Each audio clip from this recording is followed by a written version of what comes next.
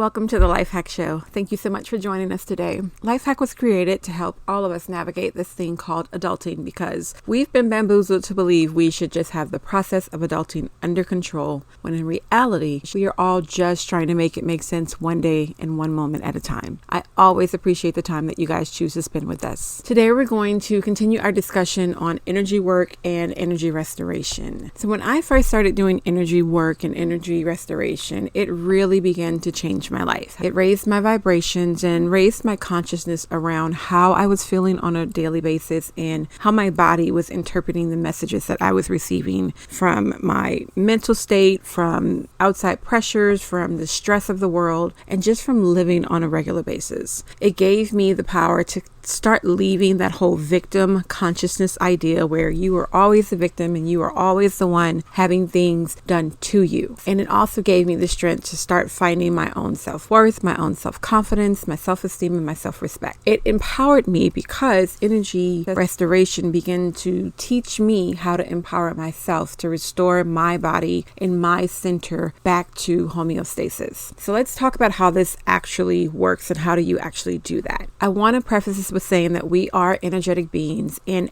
everything is energy. I know that seems counterintuitive. I know that seems like it just doesn't make sense, or maybe it's a little too woo-woo, but you will need to understand that in order for you to begin to really reap the full benefits of energy restoration. Now, scientists have proven this to be true. There are several articles, several research studies circulating about energetic studies and energetic vibrations. I would encourage you to look into all of that if you are looking to try to change your mind or change your mindset around this particular issue. But to keep this as simplistic as possible, we have an invisible energy body surrounding our physical body. In this energy body are layers, and each layer has a different function, and each layer is associated with a different center, something called chakras. And each chakra and layer both have an effect on areas of the physical body. The chakras, and maybe you're familiar with acupuncture points, all of those are openings for energy to flow into and out of the aura, which is your energy body. This energy is associated with the form of consciousness. Thus, we begin experiencing the exchange of energy in the forms of seeing, hearing, feeling, sensing,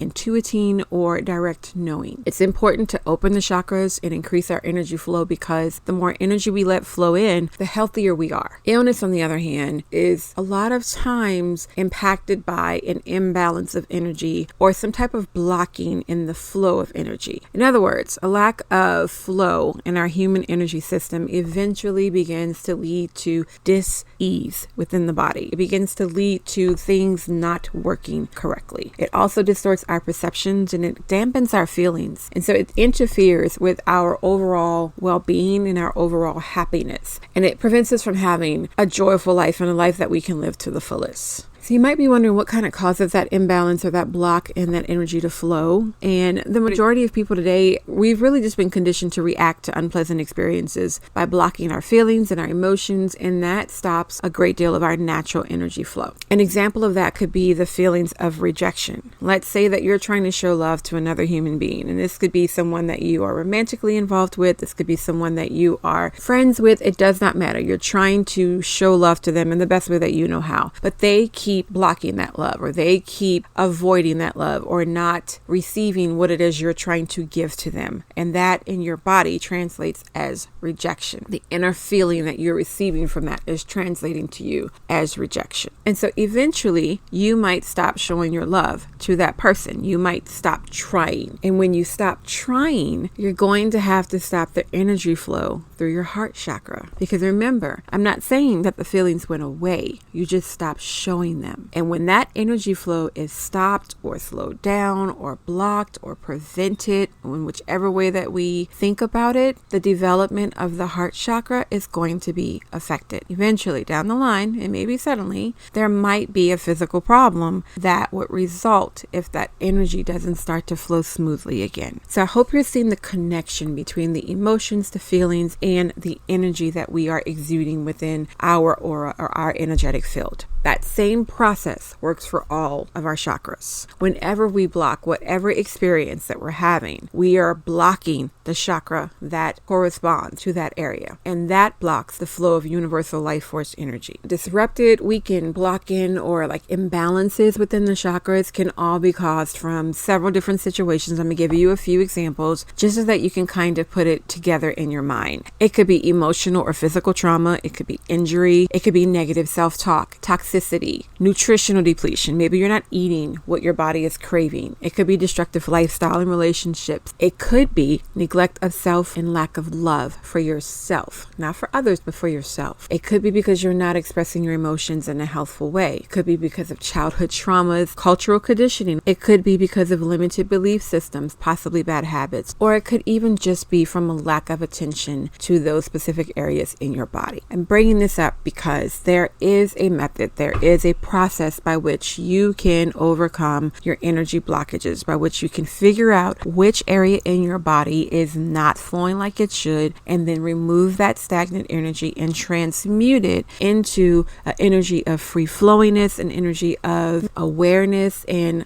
thus an energy of abundance. I'm going to drop a link in the show notes. I want you to check out this particular practitioner. She is excellent. It's a practitioner that I use, so I am personally recommending her. She has virtual and in-person sessions that you can use. The name is Raw Flow Energy, and you will see that linked in the show notes. I also want to remind you that we do have an academy, and we take a deeper dive into these kind of topics and other topics that will help you adult better, adult easier, and adult in a simplistic manner. I would highly encourage you to check those out. It is the price of a fancy coffee, and within that academy you can touch into areas as in health, wellness, finances, career, relationships, communication. We also have live trainings that we do twice a week. Again, those recordings are found within the academy, and I just cannot stress to you enough how much people are receiving benefit from that academy. Go ahead and check that out. I hope this helps you guys. I really do want you to find peace and wholeness and wellness within your body and within your mind and within your spirit. I love you, and I will talk to you later. Bye-bye. Welcome to the Life Hack Show. Thank you so much.